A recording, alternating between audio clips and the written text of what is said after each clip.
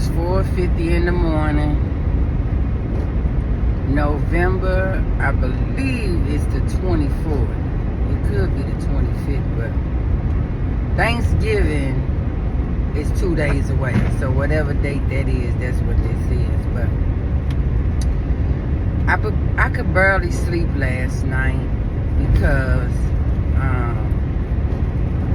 that energy came back in that makes me sad and depressed and everything after having a conversation with my middle son. So Sunday, I was doing a flex like I'm on my way to do right now. And I was walking my dog after the flex, and I was super tired and sleepy, and I really didn't want to do the walk, but he'd be kind of forcing me to do a mile walk, and that's really kind of more of me not taking care of myself, because what I could have did was took him for a short walk and went back in and went to sleep, which was what I wanted to do. But at any rate, we go past this house that we go past twice a day. Regardless of whether we do the whole mile or half a mile, we go by this house every time we go walking, and there's never been any dogs in this yard. Well, it was 2 dogs in the yard as we was passing by, and I noticed, no, I didn't notice, I was just like, wow, I didn't know there was some dogs in this yard. And then I noticed dog because of the hindsight of the situation, but then a reddish dog came out in the yard and was being very aggressive. But by this time we had passed the yard because we was moving. As we get right past the yard at the next house, somehow the dog gets out of the yard and attacks me first, which I turned my back and was just like, kind of taking cover for whatever he could do. And then he starts attacking my dog, and my dog did a little bit of barking, but they didn't do no fighting or nothing, and I couldn't tell whether they did or not because I had my back turned. At any rate, that situation was horrifying for me. It was very traumatic because I love dogs, and as an Amazon Flex driver, I go to homes all the time where some people just let their dog roam outside, and I get on out my car like they ain't gonna do shit to me because I love dogs, and I know that I felt in my heart that they could tell who love them, and they don't bother people who don't bother them, because the dogs that I have gotten out, some of them have done a little barking or whatever, but as soon as I get out the car, they quiet. You know what I mean? So, but their job is to let their owner know that somebody is around. So they doing their job, and that's what I said. I say, y'all doing y'all job, good job. Y'all doing y'all job. I got to do mine. And I'm scanning my packages and taking them to the door or to the side of the house, wherever it is that I'm closest to, so I can get on and get to the next stop. At any rate, I tell my middle son that I was attacked by a dog, and didn't even get like a fourth of the story out of my mouth before he said, your dog didn't do nothing. But he said your dog didn't do nothing as if it was a rhetorical question, and kept talking about how his dog would never do that, and his dog know that that he ain't nobody gonna do anything to him, because his new roommate was fighting with him and almost got bit because his dog don't play about daddy. And when he said that, I said, well, everybody play about mama, because you can put it. He said nobody can put their hands on daddy. I said, well, everybody can put their hands on mama, because I have been abused by all the men that I've been with in my life, physically, right? And when I was saying that, I was thinking in my head all the time that, because I felt really guilty in the moment that we were getting attacked, that I didn't protect my dog. You know what I mean? And he was steady on the phone going on and on about how, his dog protects him and he would never let nothing happen to him. I said, well, nobody don't protect me. You know what I mean? And as he was talking and I was thinking about the whole situation, I just got really sad. I mean, really sad, because that moment was really like traumatic and terrifying for me. Never once in his mind did he think to say, "Oh, are you okay, mama? Damn, I wish that wouldn't have happened to you." Something that would have made the support toward me, but all he did was talk about what should have happened and what wouldn't have happened with him. And I just got really quiet and didn't say anything else, because it's like, even in the aftermath of me being hurt, you don't care. You basically saying, you got a shitty dog if your dog didn't protect you. And I just, my mind was thinking, I have never had a man in my life, including all 3 of my kids, that cared about me in a way that was protective. That was, the kind of love and support that I hear women talk about their sons and they men. And none of my men were like this. And I just was thinking that I'm like the man for real, in a whole lot of ways. And I've been the man in almost all my relationships with men, especially the ones that I was married to. I mean, that last one I was married to literally used to have me get up on Saturday mornings and take both of our cars to get service at the car place.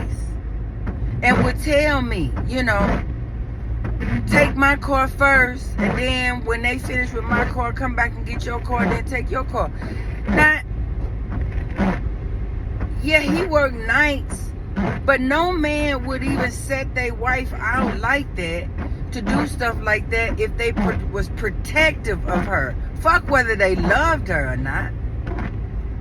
If they was protective of her, then they're going to make sure that they do that type of stuff. And I've never had a man to care for me like that. And I just thought to myself, I was like, that's the reason why I can't find a man, because I don't even know a man that is like that, that's in my family. Not my cousins, not my uncles. None of them been like that toward me. Let me rephrase that. None of them been like that toward me. My brother, I remember when I was in high school, my brother didn't even want anybody to know that we was any kin, because the school thought I was so ugly, or the reference toward me was that I was ugly. He didn't want no parts of it. He wanted to be in the in crowd. And because what the in crowd thought about me was negative, he didn't want anybody to know that I was even his sister. And he can't even look back on that and know and say that he did that, because he won't even acknowledge that that's how we feel. Because as adults, he liked to drag me around to reunions from school and introduce me as his sister, because now I'm somewhat attractive, or I can make myself look attractive with makeup and everything. And guys that used to think that I was ugly will still want to holler at me in secret today. Not in live and living color, let a motherfucker know they want me, but they all in my inboxes and shit like that.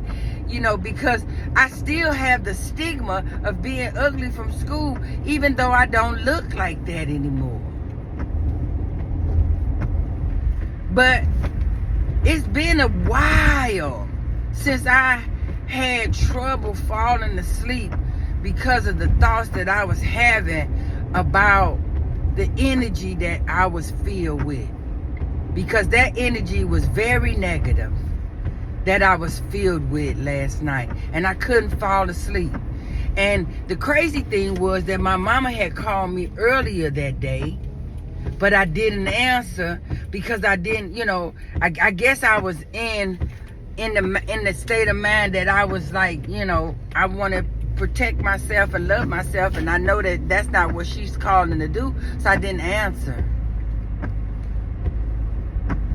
But then she just called me right before I left to come over here to do this blog, to tell me that she forgive me for what I did. So I started questioning her, asking her, what did you forgive me for? Because I wanted to know. I hadn't done anything but everything that she asked me to do. But because I wasn't being emotionally available for her to stomp on, that's what she was mad about. She was mad about my sister for something totally different, but she was mad that I was not emotionally available for her to whoop my ass emotionally, because that's what she do. And that's what she called this morning to do. And I shouldn't have answered, but I answered, and I even asked the question, like, what did I do to you? I asked her 4 or 5 times before she finally said, well, I guess I'm just forgiving you for who you are. How are you forgiving me for who I am? That's some crazy shit. And I wish I had time to go through some of the other things that she said, but I done made it over here to my block, so I need to log in and get myself signed in so I can get my block. But I think maybe it's because of the holidays that, you know, all this is coming up, or maybe that I've been feeling really good about being just with me and not worried about somebody being in my life, just preparing myself to move and all that kind of stuff, and not really dealing with my emotions, because I've been shopping like crazy. Like, I've been buying shit like 40 going north, and I really shouldn't be buying nothing, because the whole point of me doing the Amazon Flex is to come up with the money that I need to move. But I'm spending more money than I'm Amazon Flexing, and I think that's to cope with what I'm dealing with. Probably it's like a coping mechanism that I really don't want, but I haven't been eating. And so I have replaced the food intake with shopping like crazy, because that's exactly what I do. I shop like crazy online. But I just wanted to post this or record this so I can post it, so I can see, you know, the circumstances that be going on, you know, in my life. Because it's kind of crazy to me that it seemed like whatever this entity is that's out here that wants to ruin me, it uses all the people in my family to do it or try to do it. But you can't win, because I believe I'm from a special type of stock that's breaking the curse, not for the family I was born into, but my generational family or ancestral family, that because I came here to specifically go through these things. And so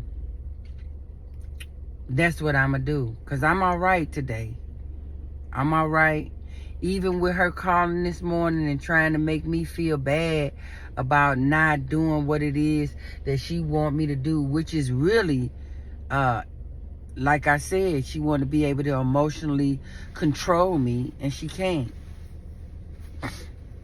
I can't even emotionally control myself. At any rate, let me get in and log in and get to work.